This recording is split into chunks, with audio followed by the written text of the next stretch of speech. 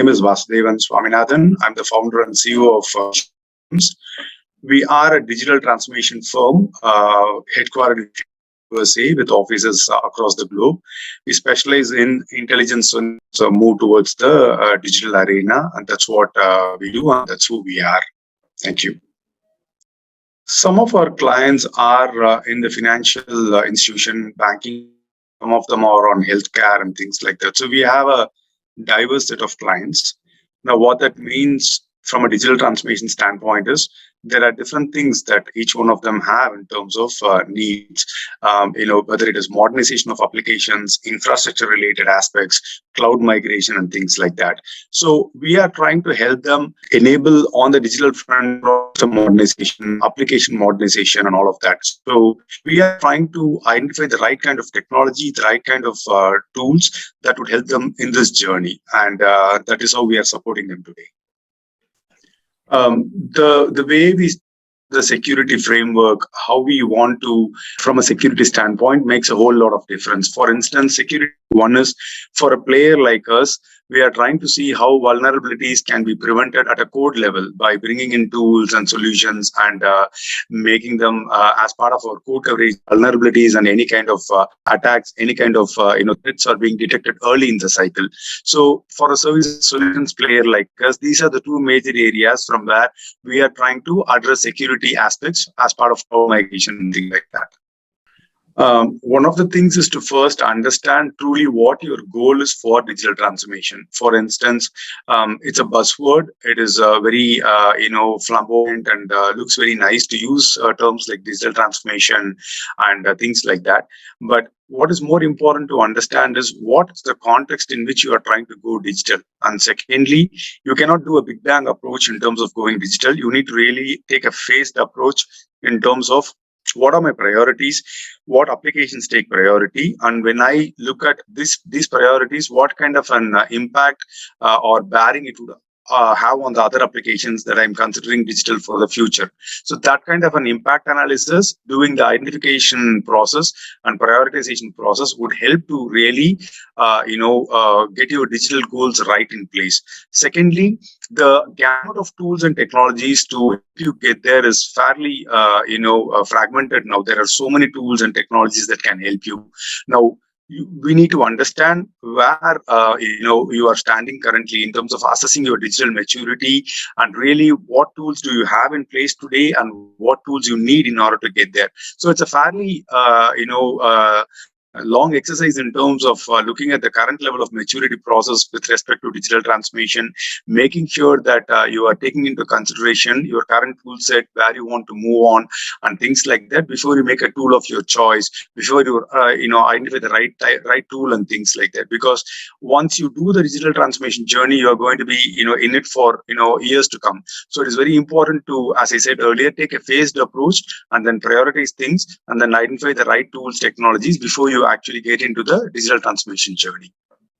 Zuci Systems is again a digital transformation firm, but there are a number of players in this space. How do we differentiate ourselves?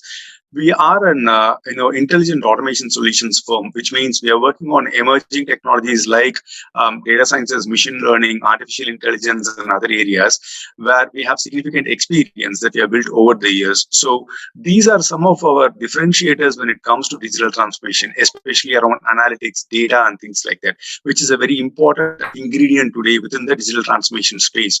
Because digital transformation is not about only looking at technology, modernization, and all of that, but it also means a lot in terms of how do you effectively make use of data as a client, what kind of predictive analytics, prescriptive analytics offerings or capabilities you can build for your clients and things like that.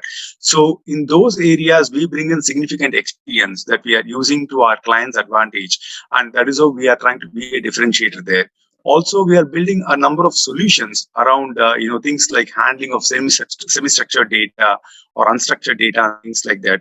Any kind of content, how do we extract data, robotic process automation to automate workflows and all of that. So together as a package, we go to a client and work on these areas. It brings in a lot of value from a digital transformation standpoint for our clients, and that's where we are making a difference today. Great. So what are your major focus segments, and how are you leveraging technologies like AI and big data analytics to elevate your customer experience? So we are mainly bucketed into three areas today. One is digital experience, or sorry, digital engineering, where we are doing a lot of work towards building exceptional customer experiences using an array of technologies like Java, newer ones like React.js, AngularJS, and everything. The second bucket we have today is quality engineering, which is more on the software testing side, where again we are a pioneer in this space, given our experience, where we bring in a number of tools as well as processes to improve your application quality. When I say the client's application quality.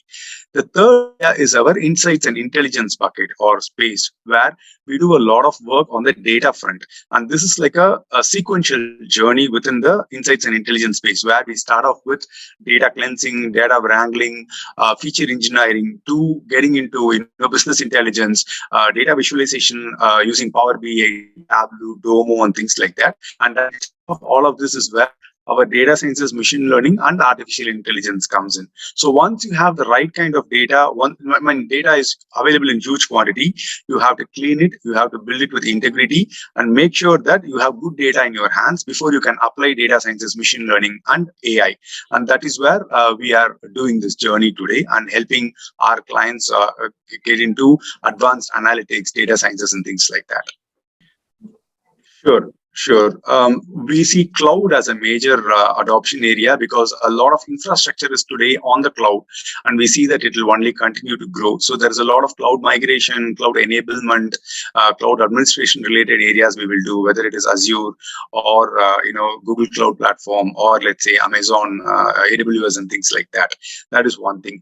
The second thing is data sciences, where data scientists and statistically built algorithms will play a vital role in terms of determining the future of behavior prediction of applications and things like that. So data sciences is another area where I think there'll be a lot of work that we'll be doing for our clients in the years to come.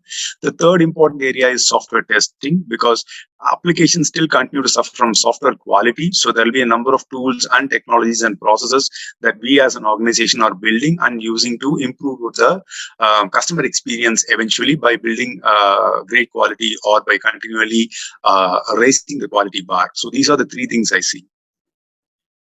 We are getting into metaverse. I recently did a webinar on metaverse based on some of our experiences. So we are trying to focus more on augmented reality, virtual reality, the gaming market and things like that.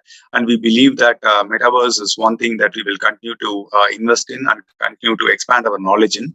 As a lot of companies are moving towards metaverse in the future. So we'll continue to do more work in that space. That is more on the technology front.